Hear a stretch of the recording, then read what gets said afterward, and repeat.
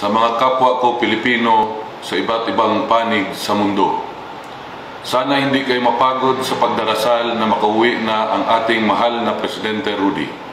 Gaya ng sabi niya, ang kanyang buhay ay sinakripisyo niya para sa bayan mula pa noon hanggang ngayon.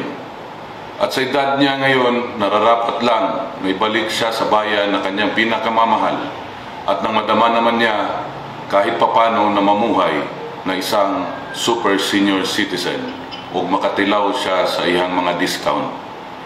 Maraming salamat sa patuloy ninyong suporta at pagmamahal sa aming ama. Tinatanaw namin tong isang malaking utang na loob. Salig lang ta sa Ginoo ug amping mong tanan kanunay. Sa mga kapwa ko Pilipino sa iba't ibang panig sa mundo, sana hindi kayo mapagod sa pagdarasal na makauwi na ang ating mahal na Presidente Rudy. Gaya ng sabi niya, ang kanyang buhay ay sinakripisyo niya para sa bayan mula pa noon hanggang ngayon.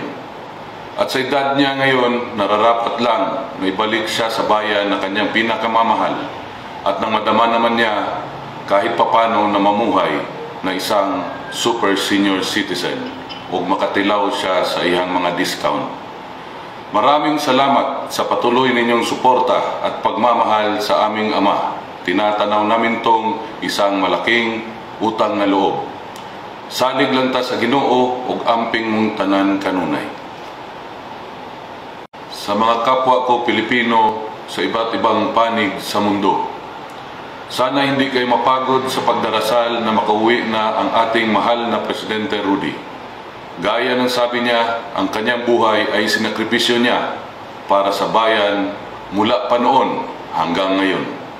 At sa edad niya ngayon, nararapat lang na ibalik siya sa bayan na kanyang pinakamamahal at nang madama naman niya kahit papano na mamuhay na isang super senior citizen o makatilaw siya sa iyang mga discount.